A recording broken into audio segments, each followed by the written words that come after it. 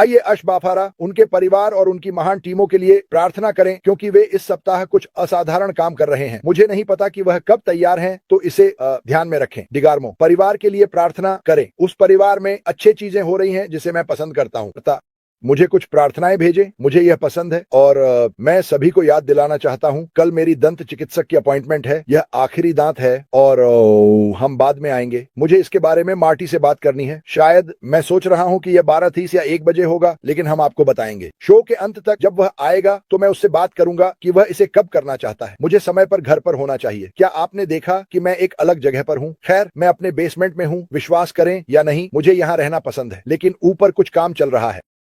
मैं क्या करने वाला हूं आज? मेरे पास 2 सच्ची कहानियां हैं जिन्हें मैं आपके साथ साझा करना चाहता हूं। एक बहुत ही दुखद है, लेकिन यह जागरूकता लाती है, और एक आपको मुस्कुराएगी। और वह दूसरी कहानी मुझे ग्रेग लार्किन द्वारा साझा की गई थी, जो इलेक्ट्रिक कार के व्यक्ति हैं। अगर आप लोग उन्हें नहीं जानते, उसे इलेक्ट्रिक कारें पसंद हैं। वह हमेशा इलेक्ट्रिक कारों के बारे में बात करता है। तो चलिए मैं शुरू करता हूं। पहली कहानी के साथ, ये इतनी अच्छी नहीं है, लेकिन ये एक जागरूकता है। मैं टिकटॉक या एक चैनल के माध्यम से देख रहा था और मुझे एक कहानी मिली। तो यह एक सच्ची कहानी है। वैसे 2000 से अधिक लोग गोल्डन गेट ब्रिज से कूद चुके हैं और उन 2000 लोगों में से 29 लोग बचे। मैं ये इसलिए बता रहा हूं क्योंकि एक आदमी था जो न्यूयॉर्क में रहता था और सैन फ्रांसिस्को चला गया। उसने गोल्डन गेट ब्रिज से लगभग 2 मील दूर एक अपार्टमेंट किराए पर लिया। ठीक है, एक दिन वह उठा, वह ब्रिज की ओर चला गया। वह उन 2 मीलों तक चला, ब्रिज पर गया। उसने ब्रिज से कूदकर आत्महत्या कर ली। यह बहुत बहुत दुखद है। जब उन्होंने पता लगाया कि वह कौन था, तो वे उसके अपार्टमेंट में गए जो कुछ ही मील दूर था, और उन्होंने एक नोट पाया। और आप कभी नहीं अनुमान लगाएंगे कि उस नोट में क्या लिखा था। उसमें लिखा था, अगर कोई बस मुझ पर मुस्कुराए, मेरे चेहरे पर मुस्कुराए, मुझे एक मुस्कान दे, इससे पहले कि मैं उस ब्रिज पर पहुंचूं तो मैं कूदूंगा नहीं। दुखद, दुख की बात है कि एक दिन उस आदमी पर किसी ने मुस्कुराया नहीं। मेरा मतलब है, किसी ने भी उसे मुस्कुराकर नहीं देखा। स्पष्ट है, वह न्यूयॉर्क में था। वह खुश नहीं था। शायद उसे नजरअंदाज किया जा रहा था। मुझे उसकी पूरी जीवन कहानी नहीं पता। ये बहुत बहुत दुखद है। बस एक व्यक्ति को उसे देखना और उसे मुस्कान देना था। कभी कभी एक दयालुता बहुत दूर तक जाती है। मेरा मानना है कि यह कंपनी वह मुस्कान है जिसकी तलाश हर कोई करता है। हमारे सीईओ, उन्हें हर किसी तक अपनी मुस्कान पहुंचाने के लिए बहुत मेहनत की है जो इसे चाहता है। कभी कभी हम अपने बारे में अधिक सोचते हैं और इस पर ध्यान नहीं देते। सुनिए, हमारे चारों ओर हर दिन लोग होते हैं और हमें वास्तव में नहीं पता कि वे क्या अनुभव कर रहे हैं, लेकिन एक साधारण इशारा जैसे सुप्रभात, शुभ संध्या, आपका दिन कैसा जा रहा है, या बस एक मुस्कान किसी के जीवन को बदल सकती है। मेरा मतलब है, वह आदमी आज जीवित होता और नोट ने सब कुछ कह दिया। अधिकांश लोग ऐसा करने पर नोट नहीं छोड़ते, लेकिन उसने एक मजबूत संदेश छोड़ा। आप जानते हैं, अश मोफारा लोगों की संघर्षों को जानते हैं, वह उनके तनावों को जानते हैं, और वह इन सभी चीजों को जानते हैं। यही कारण है कि वह जो कर रहे हैं वही कर रहे हैं। हम जीवन में कई चीजों को हल्के में लेते हैं। हम सभी ऐसा करते हैं, जिसमें मैं भी शामिल हूं। और कभी कभी हमें बस चारों ओर चलना चाहिए और लोगों को देखना चाहिए, और एक साधारण चीज किसी के जीवन को बदल सकती है। तो यह पहला संदेश निराशाजनक नहीं होना चाहिए।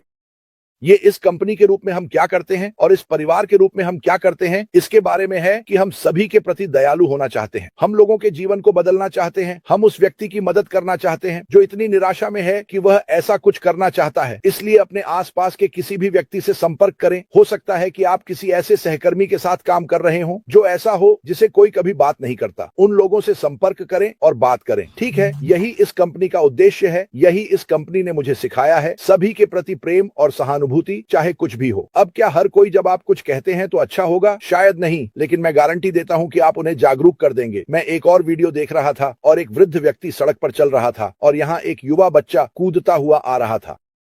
कूद रहा है, और इसका शीर्षक था, दुनिया को आपको चमकने दें। जैसे ही वह छोटा लड़का उस वृद्ध व्यक्ति के पास से गुजरा, वह भी कूदने लगा। आप देखते हैं, ऐसी साधारण चीजें लोगों के जीवन को बदल देती हैं। वे वास्तव में ऐसा करती हैं। इसलिए मैं व्यक्तिगत रूप से आपसे अनुरोध करता हूं कि आप आज किसी से संपर्क करें। उस व्यक्ति से संपर्क करें जो काम पर अकेला बैठा हो, अकेले खा रहा हो। उनके पास बैठें, बातचीत करें, क्योंकि आप उनके जीवन को बदल सकते हैं।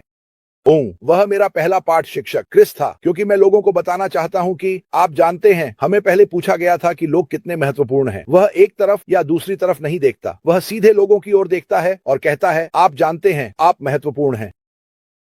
मैं आपकी जिंदगी बदलने में मदद करना चाहता हूं और उसने यह हमारे दिलों में डाल दिया और यही हम कर रहे हैं। हम बाहर जा रहे हैं और सभी के जीवन को बदल रहे हैं। तो जीवन एक आशीर्वाद है, माफ कीजिए। ठीक है दोस्त, माफ करना। मेरे पास ऊपर कुछ चीजें चल रही हैं और जीवन एक अद्भुत उपहार है जो हमें दिया गया है। यह हमारे ऊपर है कि हम लोगों के जीवन को सिर्फ उनके प्रति अच्छे होकर बदलें। यह इतना सरल है। ठीक है, कहानी नंबर 2। अब यह वही है जो ग्रेग ने मेरे साथ साझा किया और मुझे लगा कि यह बहुत दिलचस्प है। अब मैंने इसे पहले सुना था, लेकिन मैंने आखिरी भाग नहीं सुना। मैं इसे आपको पढ़ने जा रहा हूं और आप यह पता लगाएंगे कि यह कौन है, लेकिन यह विश्वास करते हुए कि उसका विचार काम करेगा। वह बैंक से बैंक जाता रहा, अस्वीकृति के बाद अस्वीकृति का सामना करता रहा, जब तक कि एक अंततः सहमत नहीं हुआ। यह 305वां बैंक था जिसे उसने संपर्क किया था। लेकिन जब उसने मेट्रो गोल्डविन मेयर को एक खुशमिजाज छोटे चूहे के बारे में अपनी फिल्म वितरित करने के लिए मनाने की कोशिश की, तो मुझे यकीन है कि आप अब इसे समझ रहे हैं। उन्होंने उसे बताया कि यह काम नहीं करेगा क्योंकि एक विशाल चूहा महिलाओं को डरा देगा और कोई भी इसे देखना नहीं चाहेगा। अब यह वह हिस्सा है जिसे मैंने कभी नहीं सुना।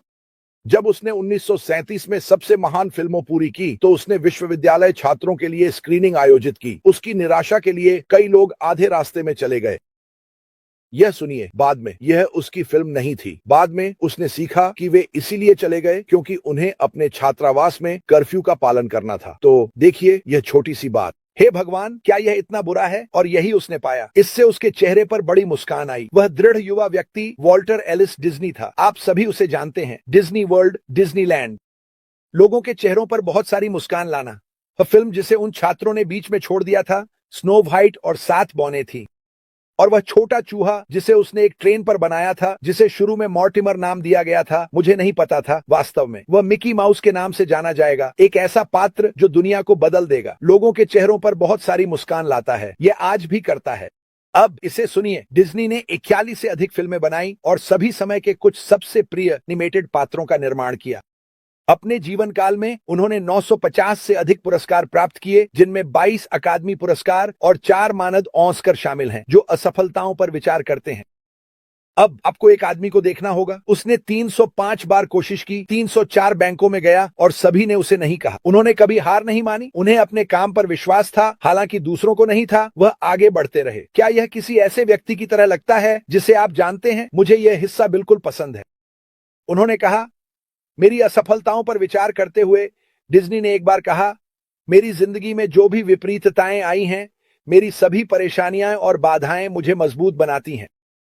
आपको यह तब तक एहसास नहीं होता जब यह होता है, लेकिन दांतों में एक लात आपके लिए दुनिया की सबसे अच्छी चीज हो सकती है। और मुझे उस आदमी के लिए बहुत सम्मान है, अशबफारा। वह सच में दांतों में लात खा गया। वह निश्चित रूप से दांतों में लात खा गया। वह चलते रहते हैं। अब हर कहानी अलग है कि उन्होंने कोशिश की या वे असफल रहे। और मेरा मतलब है, 305 बार आपने माइकल जॉर्डन के बारे में सुना। आपको पता है, उनके पास पर्याप्त प्रतिभा नहीं थी। हम इन चीजों के बारे में हमेशा बात करते हैं। और मैंने सोचा, खैर, हर कोई जानता है कि डिज्नी कौन है। हर कोई जानता है कि उसने क्या किया। डिज्नी ने दुनिया भर के लोगों के चेहरों पर बहुत सारी मुस्कानें बिखेरी। कई संगठन लोगों को उनकी अंतिम इच्छा के लिए भेजते हैं।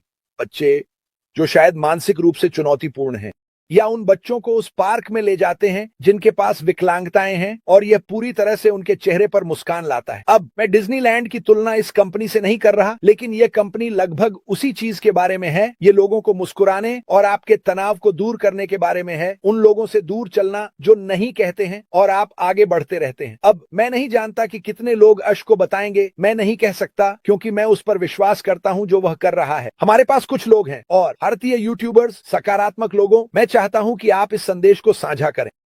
हमारे पास कुछ यूट्यूबर्स हैं, फिर से, जो संस्थापक हैं, और वे ऐश से किसी निश्चित तारीख तक कुछ करने की मांग कर रहे हैं।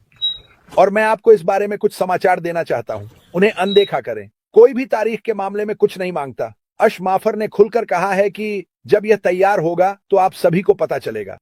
जब यह तैयार होगा, मैं इसे बैक ऑफिस में डाल दूंगा। जब मैं साझा करने के लिए तैयार होऊंगा जो मेरे पास है, जब सभी कानूनी मुद्दे सुलझ जाएंगे, तब यह जाने के लिए तैयार होगा। तो मैं अपने भारतीय यूट्यूबर्स से पूछ रहा हूं, मैं किसके बारे में बात है? वे संस्थापक हैं और मुझे नहीं पता कि वे ऐसा क्यों कर रहे हैं, लेकिन कभी कोई ऐसा है जो आपके लिए इतना अच्छा कर रहा है, भले ही आप नहीं जानते कि आप क्या कर रहे हैं, आप उससे मिलने नहीं जा रहे हैं, मैं आपको अभी बता रहा हूं, वो आपकी जिंदगी में मदद करने में बहुत व्यस्त है, इसलिए इसे याद रखें। मेरे भगवान मार्टी, मैं खुश हूं कि आप वापस आए हैं, मैं खत्म कर रहा हूं, मैं तुमसे प्यार करता हूं भाई। अरे मैंने कहा जन्मदिन मुबारक हो, आपके बेटे का जन्मदिन आज है जैक। मैंने उसे पहले ही कॉल किया और मैंने आपको बताया कि अगर आप कभी जैक से मिलते हैं तो वह मार्टी की तरह दिखता है, लेकिन मैंने आपको बताया कि वह बहुत मजेदार है और आप सोचते हैं कि मैं और मार्टी बाहर जाते हैं, आपको इन दोनों को देखना चाहिए, वे मजेदार हैं। तो लेकिन मार्टी, मैं तुमसे प्यार करता हूं, मैं इसे तुम्हारे पास सौंपने जा रहा हूं और मुझे उम्मीद है कि आप लोगों ने इसका आनंद लिया। ये दोनों सच की कहानियां हैं। याद रखें, किसी के प्रति दयालु रहें। उस आदमी के बारे में याद रखें, वह सिर्फ चाहता था कि कोई उसके लिए मुस्कुराए और किसी ने ऐसा नहीं किया। आप सड़क पर चल रहे हैं, बस मुस्कुराएं और किसी को देखें, बस चलते रहें, इससे उन्हें अच्छा महसूस होगा, ये उन्हें बदल देगा। ऐश मफ्फारा ने सभी को मुस्कुराया है और आप इसे कभी मत भूलिए। मार्टी, यह सब तुम्हारा है भाई।